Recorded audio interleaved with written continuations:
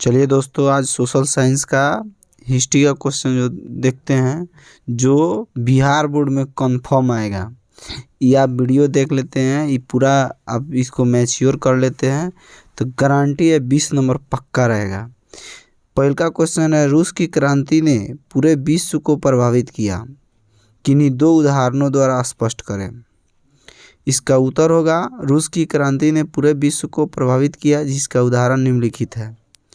पहला क में होगा, रूस के क्रांति के बाद विश्व विचारधारा के स्तर पर दो खेमों में विभाजित हो गया। विश्व पूरा विचारधारा से दो खेमों में बट गया, एगो मित्र राष्ट्र था, एगो धुरी राष्ट्र था।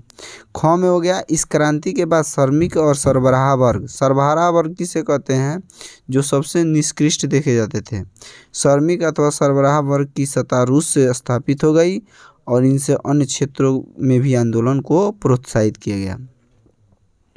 क्वेश्चन नंबर 2 देखते हैं, भूमंडलीकरण में बहुराष्ट्रीय कंपनी की भूमिका को स्पष्ट करें।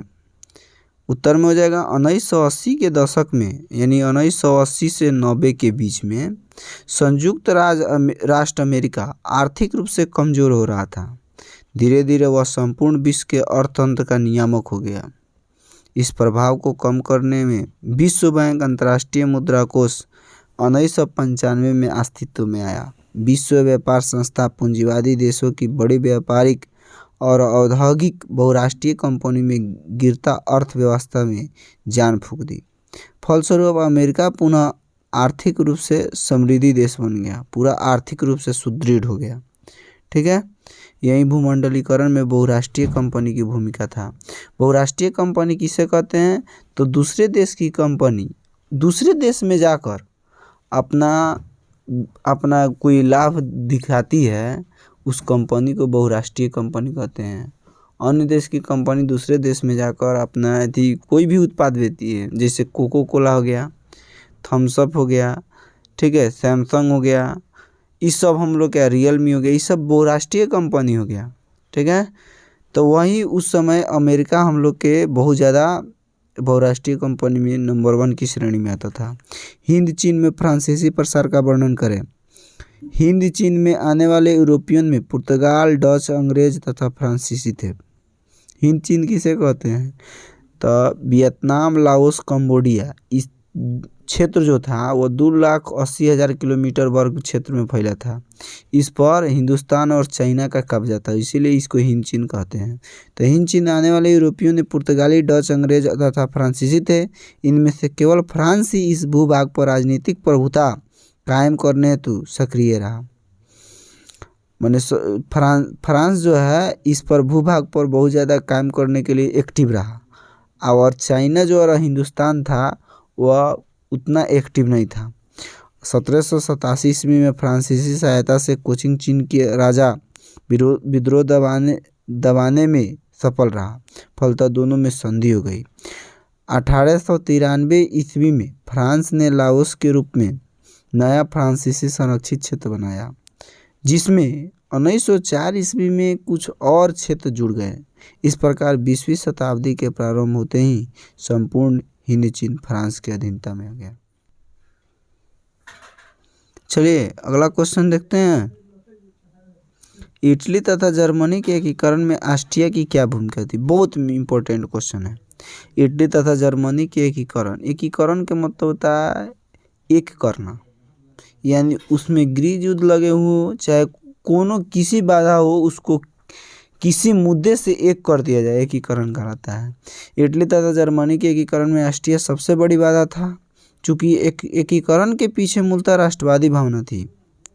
एकीकरण के पीछे राष्ट्रवाद का भावना था। राष्ट्रवाद किसे कहते हैं, तो जो आपके मन में जो देश के प्रति अच्छाई रहता है उसी को राष्ट्रवाद कहा जाता है।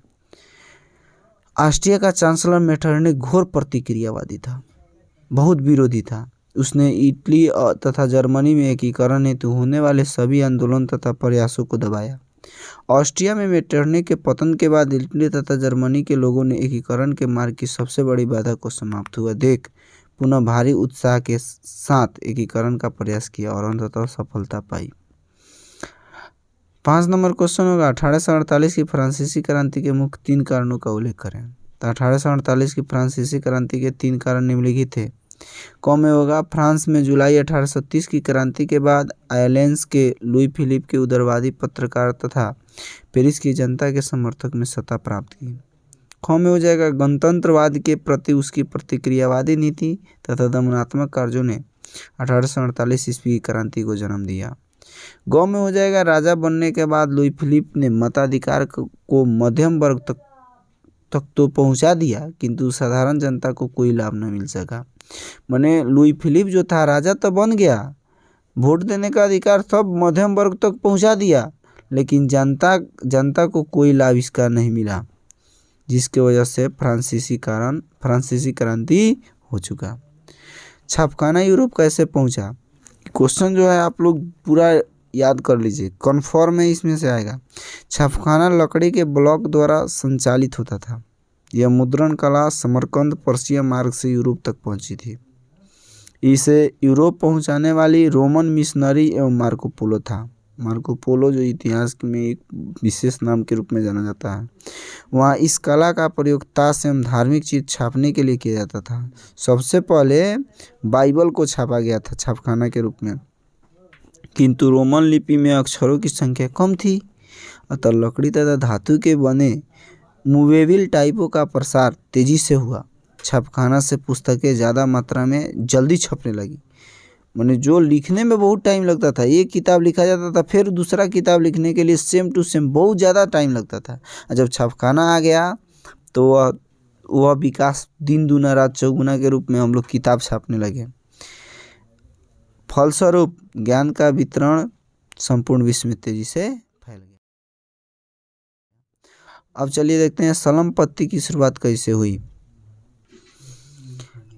औद्योगिकरण के फलस्वरूप बड़े बड़े कारखाने स्थापित हुए। सलम-पत्ती देखिए क्या होता है, जिसके काम करने के लिए बड़ी संख्या में गांव से मजदूर पहुंचने लगे। वहां रहने की कोई व्यवस्था नहीं थी।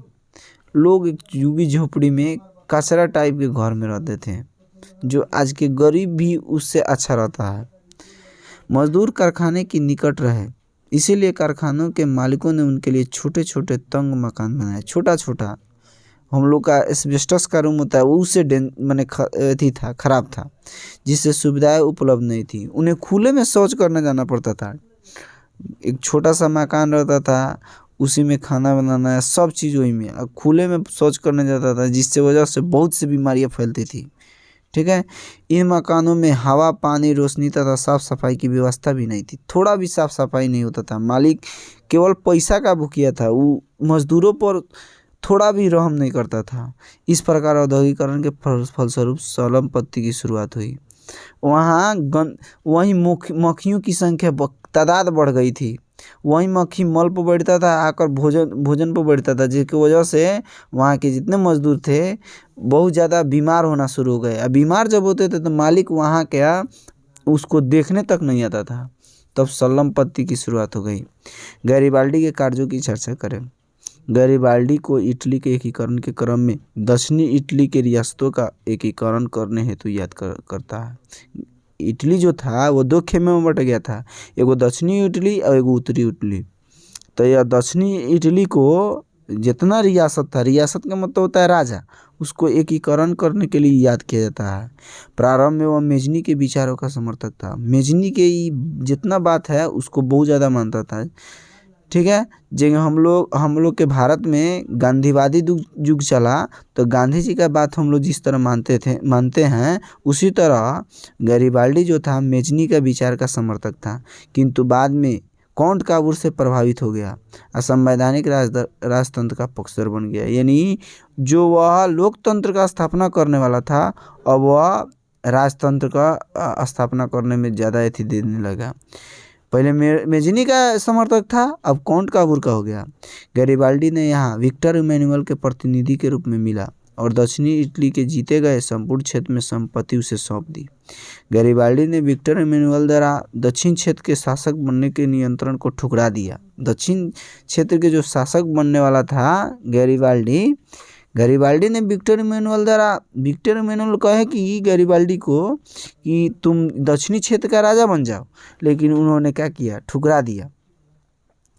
और कृषि कार्य करना कर लिया, खेती बाड़ी करना शुरू कर दिया। ठीक है, क्योंकि गैरिबाल्डी जो था वो पेशे से एक प्रकार का छोटे फैमिली, मिडिल क्लास फैमिली का एक किसान था। 9 नंबर क्वेश्चन, इटली के एकीकरण में मेजनी का क्या योगदान था? तो मेजनी साहित्यकार, गणतांत्रिक विचारों का समर्थक था और योग्य सेनापति था। बहुत अच्छा मैंने मैनेजिंग कर लेता था सेना का। वह राष्ट्रवादियों द्वारा गठित कार्बोनरी दल का सदस्य था। कार्बोनरी दल का सबसे पहले गठन इसी ने किया था। मेजनी ने नागरिक आंदोलन का उपयोग करते हुए उत्तरी और मध्य इटली में एकीकृत गणराज्य स्थापित करने का प्रयास किया, लेकिन ऑस्ट्रिया के चांसलर मेटरनिक द्वारा इन राष्ट्रीय नागरिक आंदोलन को दबा दिया और मेजनी को इटली से पलायन करना पड़ा, भाग जाना पड़ा, जिसका खामियाजा बहुत ज़्यादा इटली को भुगतना पड़ा। 1848 ईस्वी में जब फ्रांस सहित पूरे यूरोप में क्रांति का दौर आया तो मेटरनिक को फिर अंततः ऑस्ट्रिया छोड़ना पड़ा। बहुत ज़्यादा मेटरनिक को दिक्कत हुआ है। अब अगला क्वेश्चन है, औद्योगिकरण ने मजदूर की आजीविका को किस तरह प्रभावित किया था? तो अगला स्लॉट में हम लोग देखते हैं इस क्वेश्चन को। ठीक है ना, तब तक के लिए जय हिंद। अगर आपको वीडियो अच्छा लगता है तो लाइक सब्सक्राइब करना मत भूलें, क्योंकि आपके लाइक सब्सक्राइबर से मेरा मोटिवेशन आगे रहेगा और मैं वीडियो बनाता रहूँगा। ठीक है, अगर अच्छा लगे तो, क्योंकि एक क्वेश्चन जो है थोड़ा सा चुन कर और दिमाग लगा कर किया गया है। चलिए मिलते हैं अगला वीडियो में।